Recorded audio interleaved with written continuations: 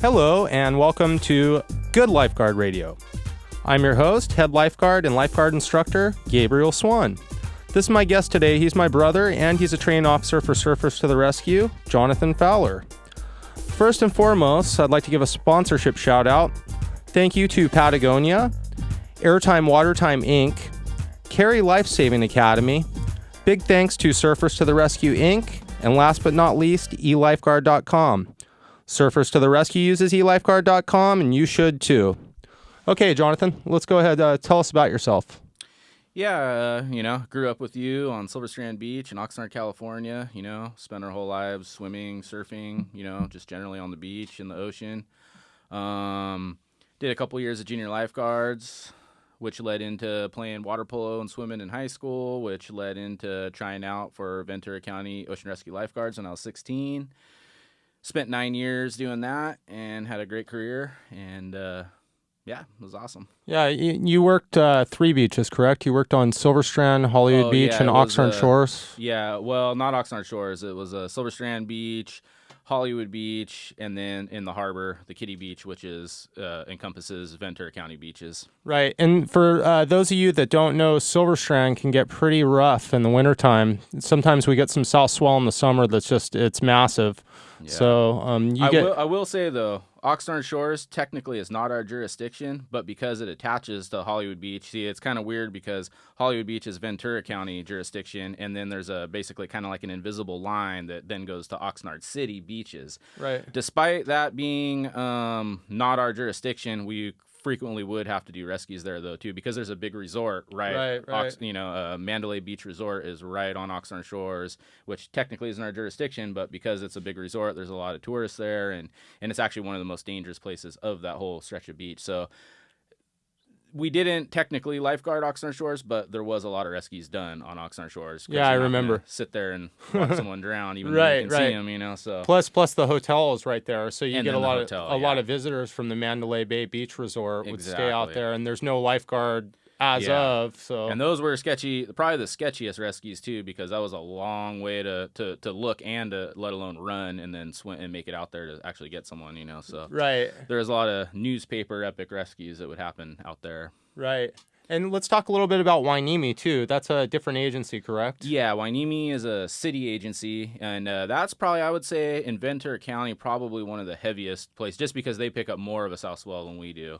And it gets really big there. Plus, they have a pier, which, has massive rip currents that just run right along that pier. And then also, because it's such a shallow beach, and then they get big waves, they actually get a lot of neck injury, a lot of C-spines over there.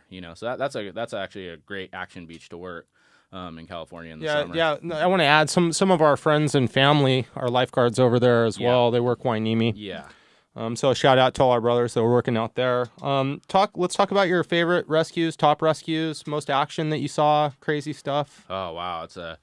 After 9 years, there's a lot of stuff, but, I would say some of the memorable, I would say on Silver Strand, probably in the 80 percentile, most of the rescues we do are, a kid on a boogie board, gets stuck in a rip, get sucked out a little bit, and then, can't make it back in. So they weren't necessarily, I don't want to say they weren't life-threatening, because obviously if the kid ditches his boogie board, tries to swim, that could quickly turn into a very dangerous situation. But a lot of times, you're swimming a kid on a boogie board that isn't, But, did do quite a few rescues with someone, climbing the ladder where it's like you're literally getting there, right as they're sinking under. And those are pretty hairy, intense rescues as far as actually getting out of the water feeling like that person for sure would have died if you weren't there to pull them out.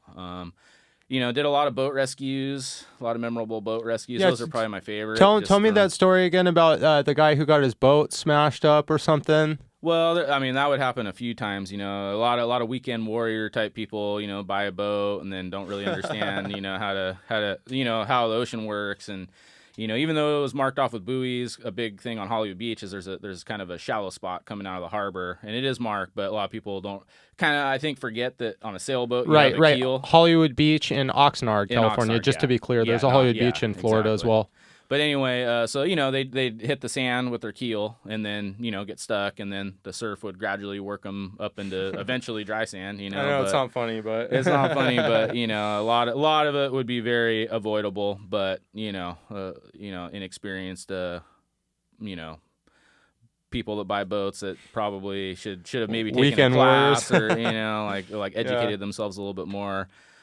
Easily avoidable situations. One time I can remember, which is actually kind of funny because the boat got exactly that situation, got stuck in the sand. We worked, different agencies work for different, government or city, county, state, depending on who your employing agency is.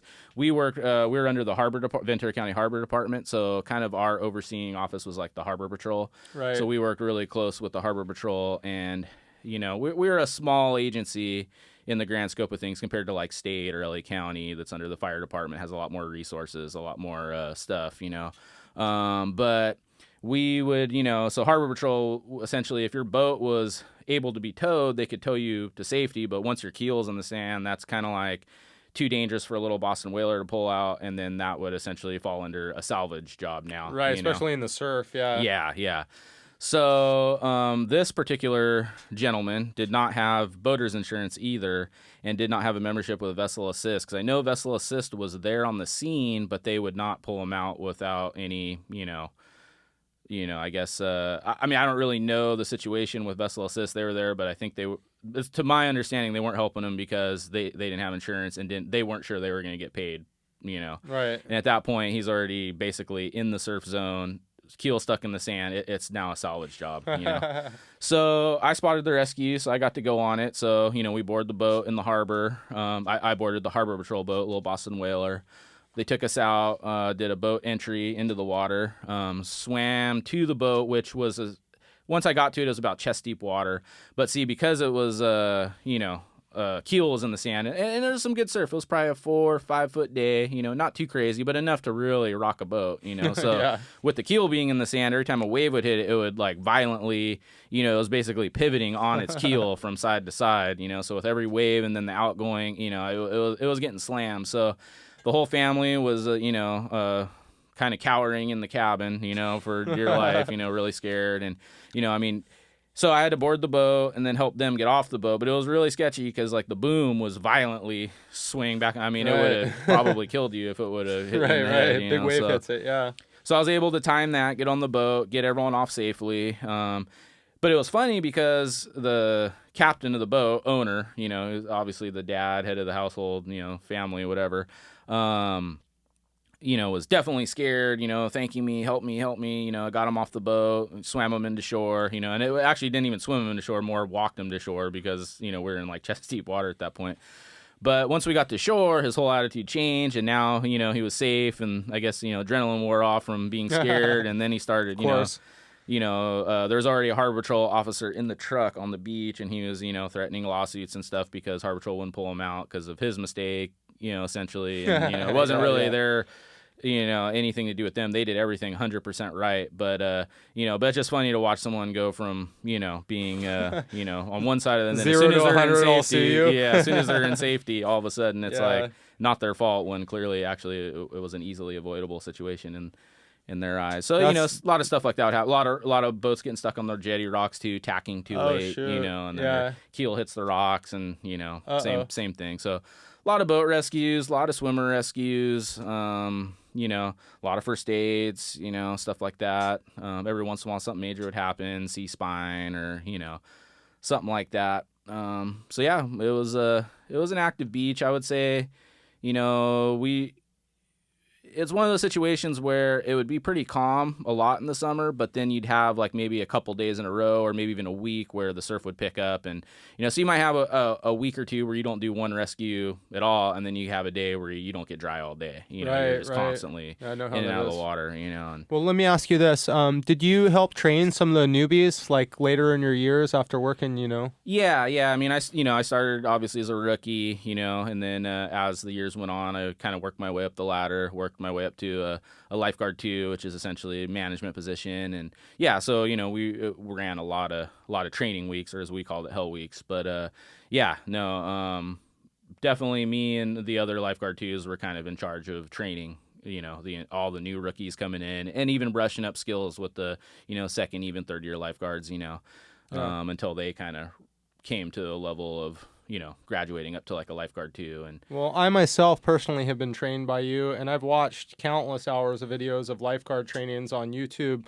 Is there any training tips that you think are overlooked nowadays? I mean, or in fact, actual rescue tips even, because I know they kind of go hand in hand, A rescue, really, you should have been simulating in your training the whole time. So yeah, I mean, that's definitely the key. I mean, training as if it were a real thing is absolutely key. I mean, any of our training weeks, even not even just training week, but in general throughout like a whole season, whenever we would train for something, I mean, any rookie or anyone for that matter was expected to train as if it were the real thing. Charge the water hard, hard water entries, never slack off for the sake of knowing that it's training, Right. So I think that's really important to always train as if it were the real deal. Yeah, I see a lot of guys swimming with their head down doing trainings. Exactly. Doing things that make it easier to go through the motions, right. But not really. Because, it's all those things, it's a lot harder to swim head up, and, a lot harder to, and I think a lot of times, especially rookies, you'd hear a lot, like people kind of don't really anticipate the how much adrenaline can fatigue you. You know what I mean? And, yeah, exactly. So when a real situation's happening, even though you're in great shape and you're training, you're going to fatigue a little bit faster than you probably normally would, just because you got to keep your adrenaline in check too, and keep a level head, because that can actually fatigue you much faster than you would think. Another common thing, if you got to run, let's say a couple 100 yards down the beach, you have to, even though it is an emergency and you have to get there as quickly as you can, you still have to pace yourself in a way that makes sense so you can make it. And I would see that a lot too, where a lot of guys would, sprint as hard as they can, like if they're playing flags or something, and then by the time they get to the water, they're already so gassed out that, they can still get out there and make it, but you have to take the big picture into consideration, and that comes with experience. But, another thing that I think I would say, in my opinion, one of the things that gets overlooked the most in a lot of trainings I've seen, is vigilance. It's real easy, especially, we are in a little unique position at Ventura County, because we're the only agency in the area I was aware of that got paid for, we got a paid hour of workout. So we'd work from 10 to 6, but then we would get paid for an hour to work out in the morning. So we would tower up by 11. And then we get a half-hour lunch throughout the day where we break, the truck would come around and break you with another LG. But, one of the big things that a lot of people kind of overlook is being, your ability to hang, and stay vigilant all day. Because, anyone that, is a lifeguard, has any experience, knows how quickly things can happen, literally in the blink of an eye. So, when you start hitting 5 o'clock, you get surveillance fatigue. You get surveillance fatigue. And also, you're in the sun all day, you're tired, so it gets really hard to, and especially there's a lot of days that are boring too. Maybe it's an overcast day on a weekday, the beach isn't that crowded, but, in my opinion, if anyone comes up to you and asks you how many people are in the water as a lifeguard, that should be a number you should be able to rattle off immediately at all time.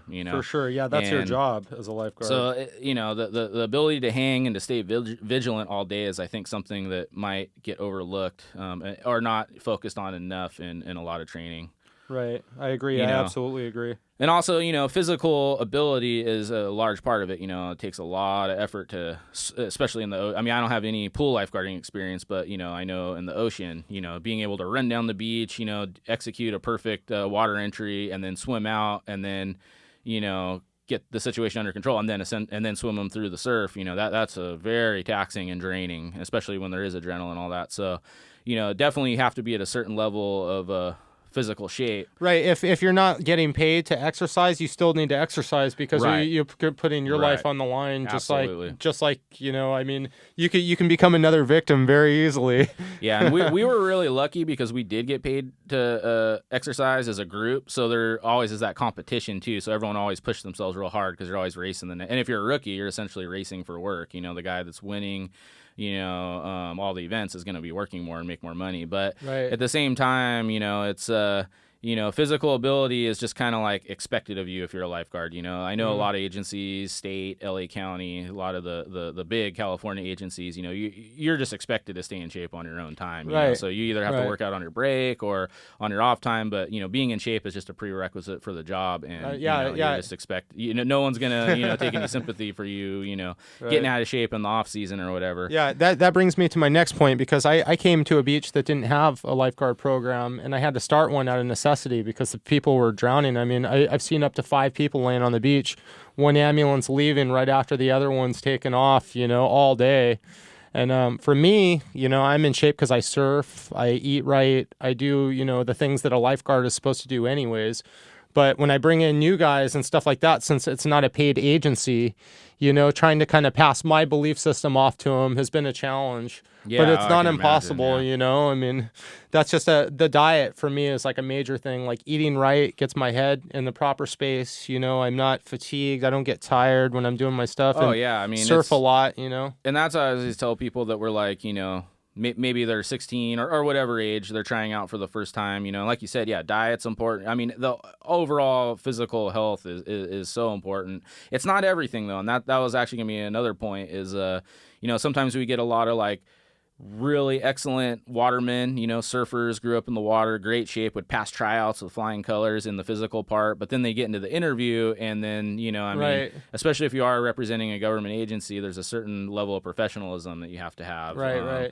Because you are interacting with patrons at the beach and, you are expected to, at least be able to carry yourself in some manner of professionalism where, sometimes you get people that, just didn't have a level head for the job is the best way I can say it. Right. But at the same time, that being said, you also get the other side of the coin sometimes where, like, at least in the ocean, maybe you get like a CIF champion swimmer in the pool that can, great shape, can swim, passes tryouts with flying colors, but then maybe he doesn't really understand the way the ocean works as much. And maybe he's just a good athlete, but maybe he lacks a little bit of like, what should be common sense to anyone that grew up on the ocean kinds of things that can get him in trouble too. So, being in shape is definitely, and being, your physical abilities are a big part of it, but also, it is a lot mental too. Yeah, I want to add that on my beach, I've saved people who have confirmed that they're trained swimmers and that they do swim every day. Right. You know? So, I mean, it's not unheard of for somebody who's a really strong pool swimmer to get out there and then find out he's on a treadmill getting back, and eventually he's going to get tired. You know? And they don't know how to, get themselves out of a rip current, and then how to use a rip current too. You know, that's a big thing. I mean, sometimes it makes sense to run down even, I'd say even up to 50 yards out of the way just to get yourself into a rip current because you'll be able to get to the victim faster, even though you're not maybe necessarily going straight out, but now you're not, now you're not only fighting as much surf, but you're taking, an expressway out to where they're at, And it's always good to check out the conditions in the morning, like place a guard ahead of the current and one at the danger point, that way you can intercept each other at the same angle. That's something my friend Tony from the USLA Florida taught me. You always want to have somebody upstream, Yeah. That way when you guys get into the water together, you always have that backup coming down the flow of the water, Absolutely. Yeah. No, knowing the water mechanics of how the ocean moves and knowing your beach, and that's another really important thing is, any lifeguard that maybe it's his first time working at a certain area or maybe even a certain tower that he's not used to, even though it's on the same beach he works, but you always got to, like, at the beginning of the day, we would always go and, you want to go at least chest deep into the water you're actually working on, see if there's any big inshore holes or rocks. Every day, every day. You got to know your environment, Every day you got to go for a swim before you go under duty. Yeah, so, that was another great thing about our agency is we were able to work out, so you kind of like, you get the lay of the land, just in your morning workout, but because I mean, anyone that knows the ocean knows conditions can change daily. An inshore hole that was in one spot could very well move if there's a strong current. Dude, in Puerto Rico, it can change in a minute. Like it could be the nicest, most beautiful glassy morning, and then literally in 1 minute, like you're dealing with big wind chops, strong currents, cross currents, absolutely, a lot of undertow, just a mess, within a matter of seconds, really. So yeah, that's another thing that I would like to talk about too. Is like knowing how to work the water is super important when you're working in high surf. You know what I mean? Because like, okay, let's just pretend that Mr. CIF is a good swimmer, and he might even be a good swimmer on some days. You have to be a master of all the days and all the conditions if you're going to stand out there and, count on your life saving somebody else's. Oh, absolutely. And I mean, you're in Puerto Rico where cold is not a factor, but right, in California, like in tryouts, we try out a lot of times. Tryouts would be in May. You can't wear a wetsuit. Man, and that's it's tough. cold. That makes it even more challenging. Probably the coldest I ever tried out in is probably about 53 degrees, which isn't that crazy in the grand scheme of things, but you're doing 1,000-yard open ocean swim, and it's freezing, and a lot of with lot of no these, wetsuits. A lot of these great swimmers in a perfect climate like a pool, would get out in the ocean and literally the cold would cripple them, and they'd give up before. Maybe the pool swimmer needs to be rescued in the cold water. Yeah, I've seen it. I have seen it. Pool lifeguards too. That's another thing. I've seen a couple guys that came from pools that wanted to graduate into the ocean. And, and then you have big surf, if you have big surf and you don't know how to get through it and you're not used to, the way waves move and how to get through the surf zone, and mixed with the cold, it can be pretty eye-opening for people that even thought they were good swimmers. Yeah, something I noticed, like some of my friends are really good swimmers and they do like laps in the morning on one of the beaches that we work. And they breathe on both sides. But when the wind starts to kick up, that's a habit that's almost like a bad thing because they try to take a breath and the water goes right in their mouth. You know what I mean? That's a good point. I mean, it is in the longevity of being a swimmer. I think it is important to swim on both sides so you don't develop muscle tendon problems. I have had a lot of friends, over the years that I swam with and lifeguard with that develop bad habits of breathing on. But you're absolutely right. If you're swimming on a choppy, swell, you have to breathe on the side that water isn't going in your you mouth, get into a pattern. It's good just to be diverse, as a lifeguard, you got to be diverse. You got to know if the water's coming from one side, you can't breathe on that side. Even if you're used to your rhythm and that's your pattern, that's how you do it. You have to adjust. You have to adapt to the conditions. And that's another thing that I think, going back to your question a little bit is, one important thing and one of the mentalities I like or philosophies I like to subscribe to as a lifeguard is, really it's the guy not making the rescues that is probably the better lifeguard. Realistically, if you're getting to someone by the time they're climbing the ladder, right, you probably, and granted, things happen, conditions every day can be totally different, but really lifeguarding in the grand scheme of things is all about prevention and education. But, if you spend a lot of time on the ocean, you can literally look and see where a rip current's going to pop up. You see a set coming in, you just know that, okay, you can almost predict, you can almost see into the future, in the ocean. And so, I think that's a really important thing. And I think any professional lifeguard knows this, but being able to prevent a rescue is really what the job is all about. Absolutely, the glory of going out and doing rescues in front of a packed beach and you're on the stage and all that, it feels great and that's awesome. But, essentially, and that's a lot of things. A lot of the work we would do is like contacts, and a lot of times, you go out to someone, maybe it's a kid or even an adult. We had a Navy base, which is actually a dangerous situation because right, a lot of Navy guys, get through boot camp, maybe they're great in their hometown, we get that too in Puerto Rico, or river, right, still water environment, and then they get into the ocean. Maybe want to be Navy SEALs. Maybe drinking a lot, right, too, on top of everything. And, you see that they're in a very dangerous spot in the middle of a huge rip current getting sucked out. And maybe they don't even realize it, but you're watching them, from the tower, and they're literally swimming and going nowhere, and they might not even realize it. So right, you swim out to them as a contact. They don't even know they're in trouble yet. Right. And you're kind of like, right, okay, I just noticed you're in this rip current, are you okay? And a lot of times pride takes over, especially in males, and they'll be like, no, I'm fine. Then you try to, okay, well, can you just swim in with me just to prove to me you can make it in? And then, a lot of times, they start swimming in and you'd be swimming next to them. And then all of a sudden, right, they're like, okay, I'll take the tube, So, yeah, a lot of that is, kind of seeing into the future and predicting things, right, before they happen, and then trying to get out to that person before it even becomes a situation and educate them on what's happening to them, even if they might not understand it. By the time they know it and they're fatigued and they're climbing the ladder, if you have a different situation too, because a lot of times you're working by yourself, right, where you don't have the with 20,000 people, just me. That's it's amazing what you're doing. We always had, a full staffed crew, so you have people to fill in your holes. If you're going in the water, someone sloughs over to watch your water, so there's never really an open gap, Right. But, a lot of it is like a real good lifeguard in perfect theory never goes on rescues because he's prevented anything from even getting to that point before it even happens, Yeah, the best lifeguards don't have to get wet. I mean, of course, that's in perfect theory. You are going to have to go on rescues, and especially, if it's a big day and, everyone's in and out of the water, you might have times where you're doing big multiple rescues, and, and like there's been times where like somebody started like at Rock Jetty, and then I started at the Rock Jetty making eye contact, and then the current pulled them faster than I could run, and then the next thing you know, we're both on the rocks with big 10-footers crashing on our backs. Yeah, that's a scary situation. Yeah. I mean, sometimes the rip is just you can't even fight it. But in like theory, absolutely river. never get wet. Good lifeguards see a problem before they have to fix the problem.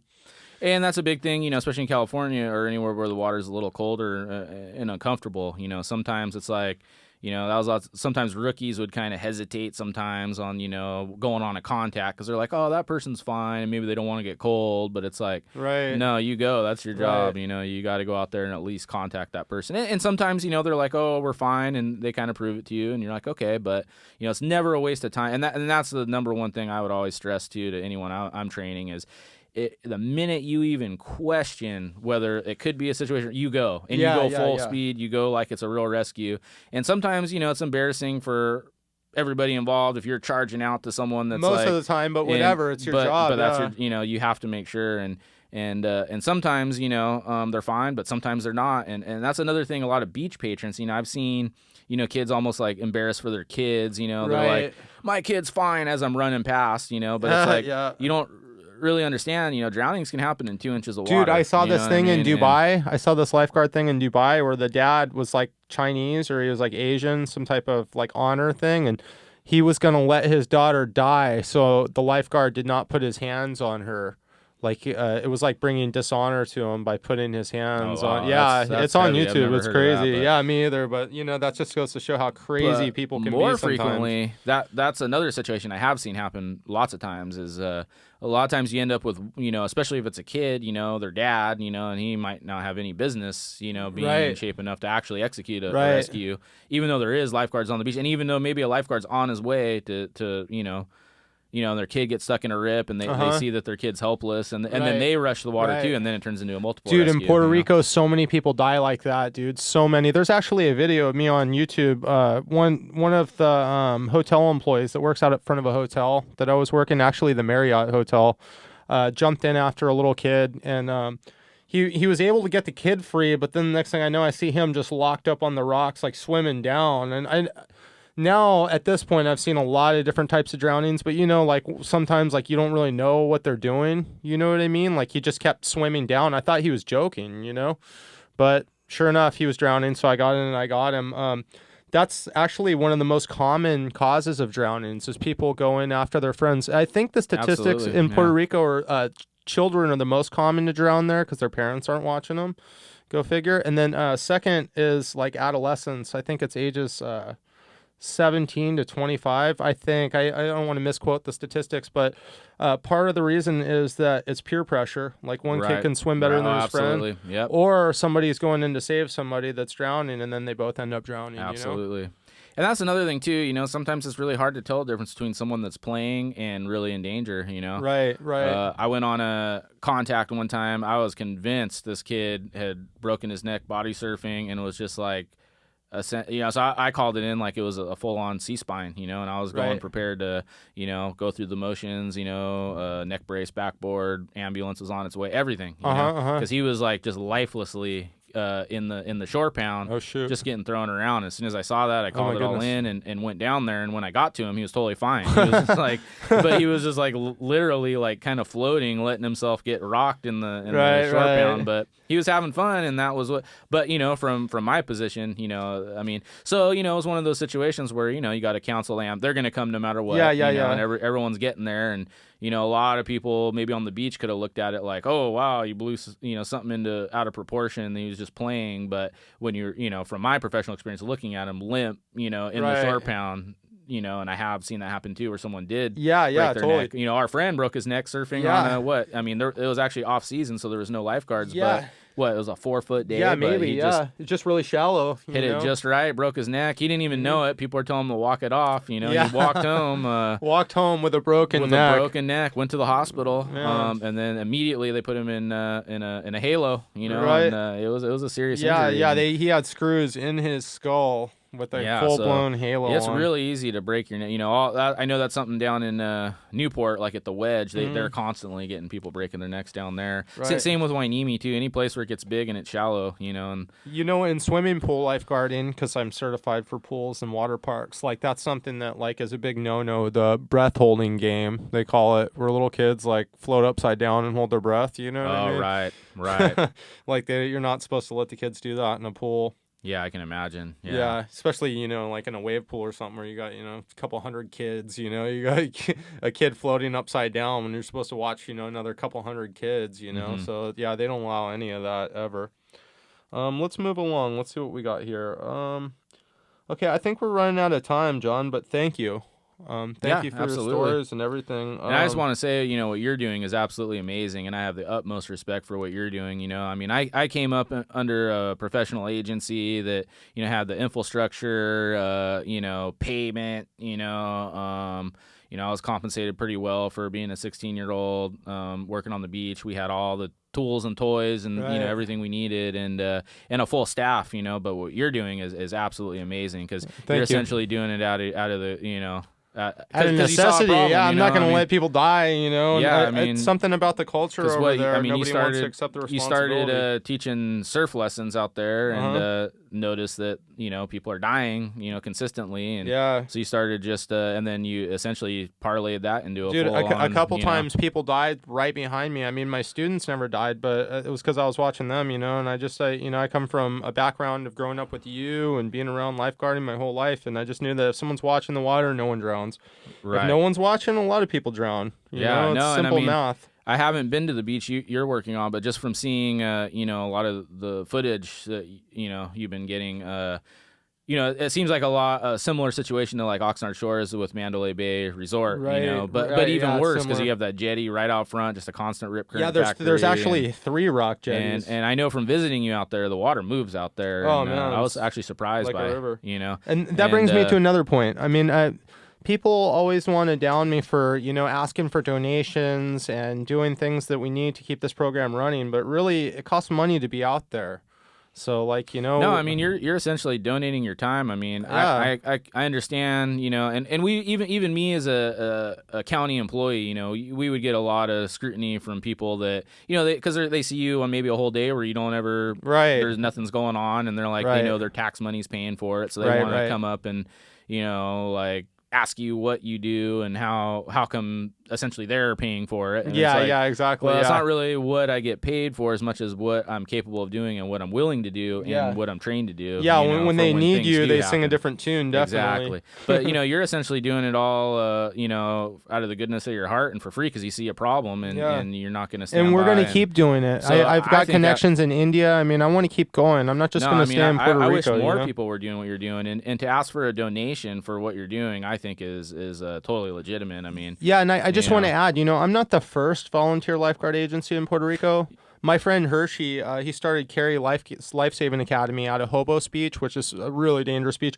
My beach is one of the most dangerous beaches because you have a high concentration of tourists and a strong rip current. But over in Hobos Beach with Hershey's territory, dude, locals drowned over there all the time, that are surfers, and when the waves are up down there, it's really super dangerous. Anyone that's spending time in the ocean knows to respect it, and I mean, some of the best watermen in the world have died in the ocean. So, the best. The ocean will kill the best surfer. So the everyone best. knows that, Yeah. Well, anyone who knows, again, I get scrutiny for donations. I mean, you're always going to have your haters that think they know your job better than you do, but if there's one message that I can convey, the ocean will kill the best. Yeah, without a doubt. No, the work you're doing is absolutely amazing, and I mean, you've saved a lot. I've saved hundreds of people out there. It's really hard to argue with the statistics, Yeah, I know. We've actually changed the statistics. You can check the Marine Safety Guide for 2013. It states Condado Beach is the most dangerous beach in Puerto Rico with the highest number of drownings. I've turned that beach into one of the most dangerous beaches in the world to one of the most safest. Yeah, when you're there, but that's the thing. When you're not there, yeah, I mean, when I'm not there, but you can't be there 24/7. No, I know, and that's the thing, and I think that's really an important thing to look at too, is the difference between deaths when you're there and when you're not. Right. And, I really hope you can build up build up a real agency and maybe get some backing from. Oh yeah, definitely. I want to bring that up. We're doing a training. We're doing a training on May 30th. It's with the Federation of Lifeguards in Puerto Rico as well as Carey Lifesaving Academy. Like the volunteers have kind of gotten together with state parks and recreation guards, and we're doing trainings. We try to do one a month, and it's practically free. It's I think $35, which is how much the Red Cross certificate costs anyways, just to be in the computer, right, or whatever. So that's something that I want to mention. It's really beneficial. And also I want to reach out if there's anybody who hears what we're talking about and can make a donation. There's going to be an address posted at the end of it, as well as sponsorship. I mean, we've gotten a lot of support. This California trip for me was really positive because I was able to get Patagonia on board with us, and I was able to get Patagonia is awesome. We grew up in Ventura, right, in Oxnard, and they're out of Ventura, which is essentially our backyard. Right, shout out to Chipper Bro from Patagonia. Thank you. Patagonia has a great reputation in the entire, and even better, on the West Coast, even better, worldwide. Chipper Bro. Okay, so I call Patagonia, and Chipper Bro gives me a number for like a rescue life-saving suit company that just came out. It's called Airtime, Watertime.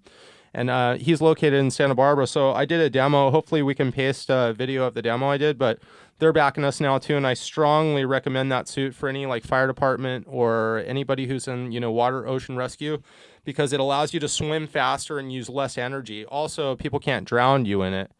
You know what I'm saying? Yeah, I'm really interested in looking more into that from what you've told me about. It sounds like an amazing product. Yeah, and we've also picked up elifeguard.com. He's taking care of Surfers to the Rescue and Carey Lifesaving Academy.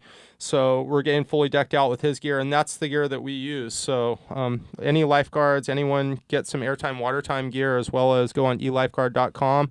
And it's a no-brainer to wear Patagonia. All their clothes last forever. Everyone knows their gear is some of the best money you can buy. Yeah, it is the best money you can buy. Yeah, and that's so amazing too that you've been able to reach out to these big companies and that they're supporting. That's just so phenomenal to me that these companies are really backing you, because really what you're doing is an amazing thing. And hopefully, in some of these other beaches we have throughout the world, where, a lot of people are dying that could be prevented, There's a lot, man. India is the next spot that we want to go to. I'm hoping maybe you can inspire more people to, it's and there's other amazing. agencies. There's Lifeguards Without Borders with the Red Cross, but they seem like they got their hands full. I've tried getting to them, and they haven't gotten back with me yet. But hopefully by doing this, maybe they'll get back with me, and we can do the next show with them, Yeah, that'd be amazing. Yeah, I'm going to try to have more people on and just keep it real lifeguard topics, and No, I think it's great what you're doing.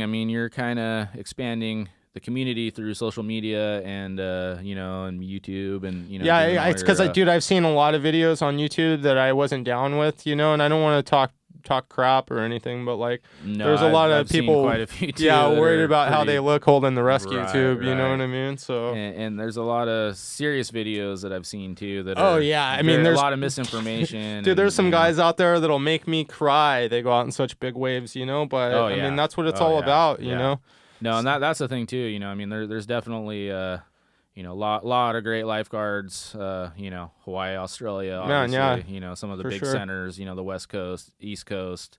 There's a lot of guys out there that are really, really putting themselves out there, so I hope all the wannabe guys that worry about holding their tube more, they need to watch more videos and get some of these unsung heroes names out there, Right, for sure.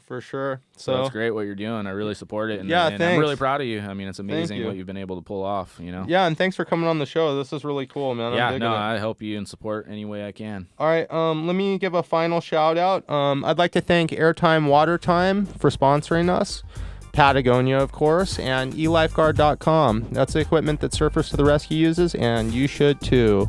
That's going to wrap us up for Good Lifeguard Radio. I'm your host, Gabriel Swan, and this is my brother, Jonathan. Thanks, Jonathan.